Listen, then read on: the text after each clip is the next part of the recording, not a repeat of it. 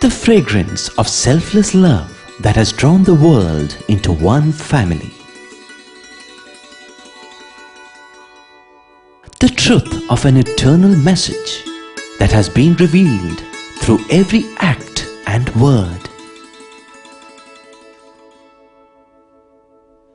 The fulfillment in service that has been taught by relentless sacrifice. The Lord's own life is indeed His message.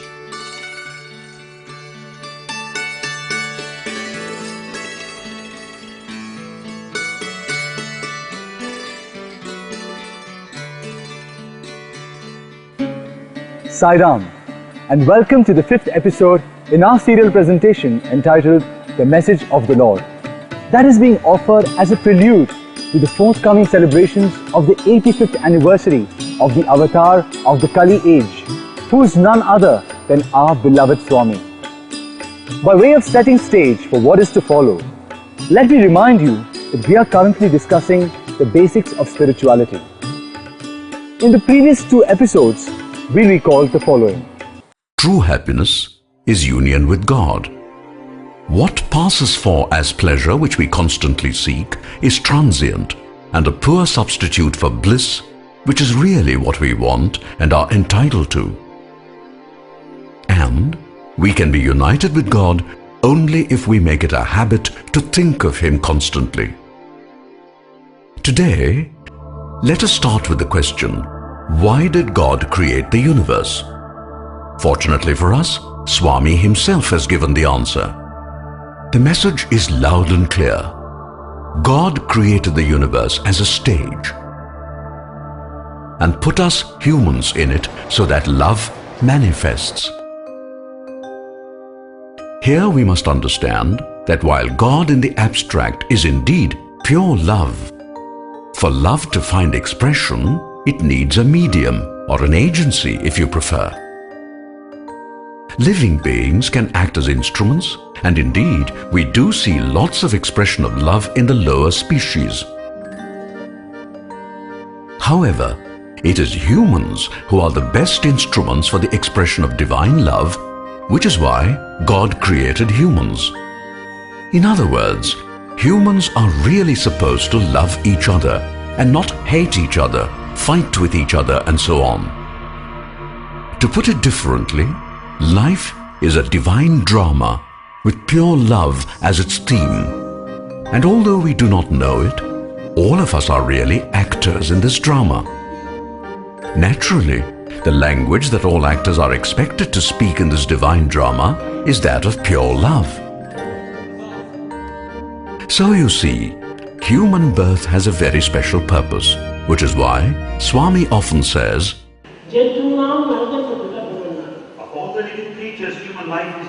thus, the constant reminder from Swami is, human birth is special and privileged and is not to be wasted the way most of us tend to.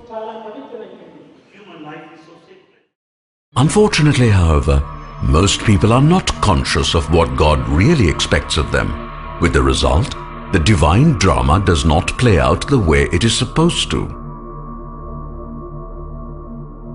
Basically, humans mess it up by replacing pure love with anger, hate, greed, conflict, war, and what have you. So, what has gone wrong? Did by any chance God write an imperfect script for His divine drama? Not really. God, being the supreme playwright and the ultimate director and producer, cannot be expected to make such elementary mistakes. On the contrary, He did something most unusual. First, He created the stage called the universe. And then He put the actors in it, that is to say, us humans. Now, the actors in a drama are normally given a script and asked to speak their lines according to it. However, God did it differently.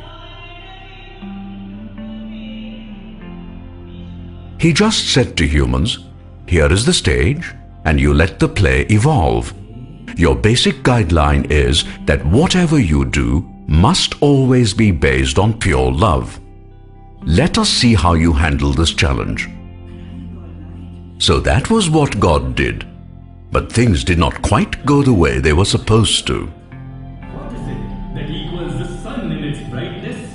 It is Rudam, the absolute changeless truth. In the beginning, humans seemed to remember the instructions, and most people did base their actions on Sathya and Dharma. However, slowly but surely, humans began to forget the purpose for which God put them on earth. Indeed, even great sages felt tempted by the attractions of the world. There were also other things that made people forget the language of love. For example, the Mahabharata tells us that the Kauravas became very greedy and treated the Pandavas, grabbing their kingdom via a rigged game of dice.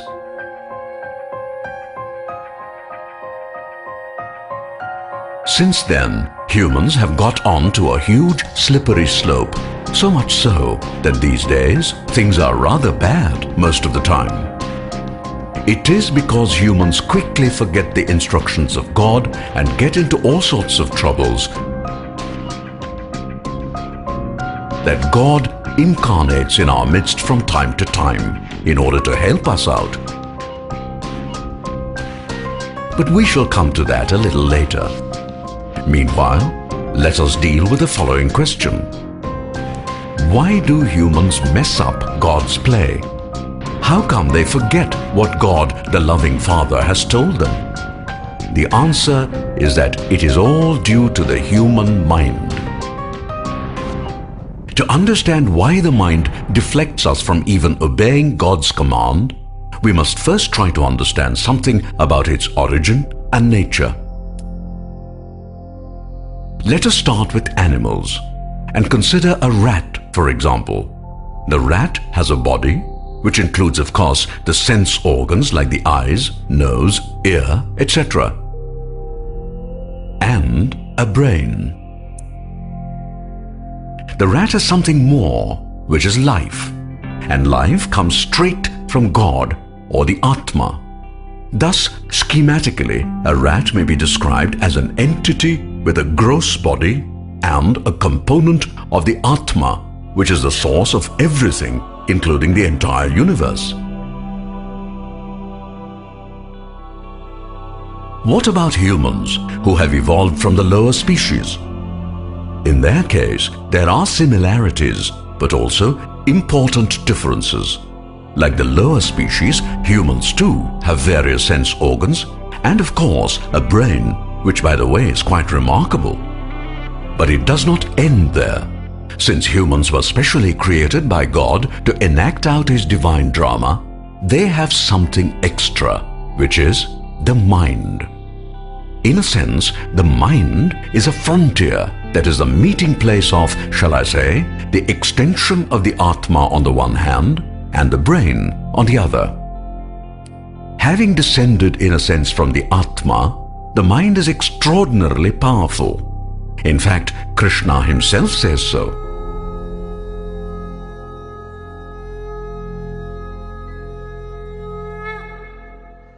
It is because of this amazing power that humans are able to do so many amazing things. At the same time, having evolved from the lower species, the mind carries the imprint of a lot of animal behavior such as anger, cruelty, and so on.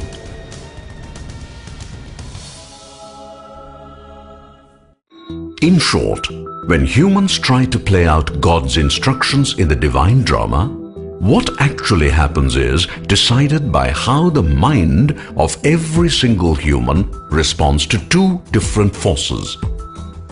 One force pulls the mind towards the world and all it has, while the other force tries to pull the mind towards God. The result in each case is determined by how much influence the heart exerts to counter the pull from the side of the external world. It is important to understand this point clearly, For this alone explains why some people are good and others are not so good. In the case of a person who is good, the influence of the heart is strong. It illumines the mind strongly. The result is that the good in the person is able to defeat the forces of evil within, and the individual emerges as a virtuous and spiritual person.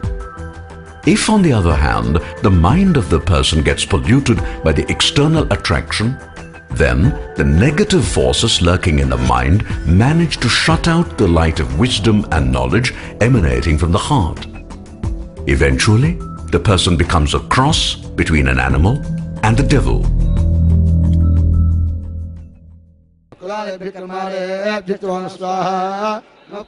Some of you might have witnessed the Navaratri festival in Prashanti Nilayam, which usually occurs in the September-October period.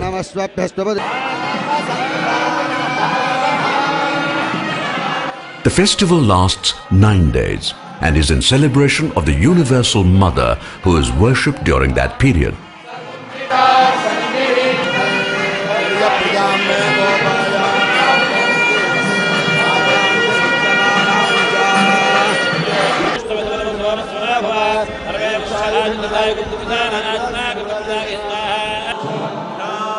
Legend has it that Mother did penance for 9 days and after that purification was able to annihilate a demon called Mahishasura, who was half animal and half human.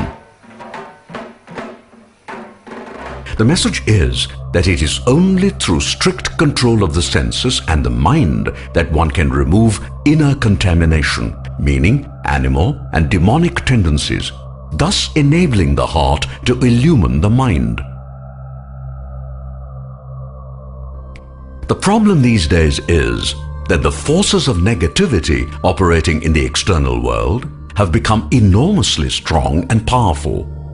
There are so many things to distract our mind. And the media, which is heavily funded by the forces of negativity, spares no effort in keeping us a slave to a lot of unwanted habits. As a result, our problems also have increased enormously. With such powerful negative forces around us, is it any wonder we often feel helpless? Nevertheless, the situation is not as hopeless as it might seem, for is not our beloved Swami here with us?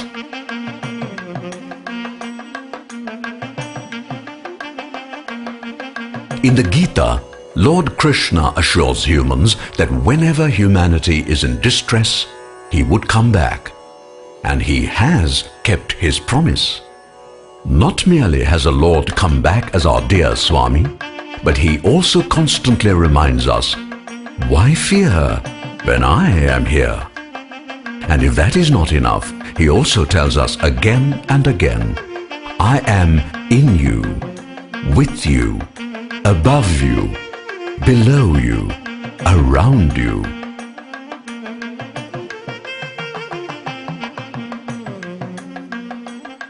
There are two important points to be noted in the above statement of Baba. Firstly, he is there right within us. That is to say, he dwells in the heart of everyone without exception.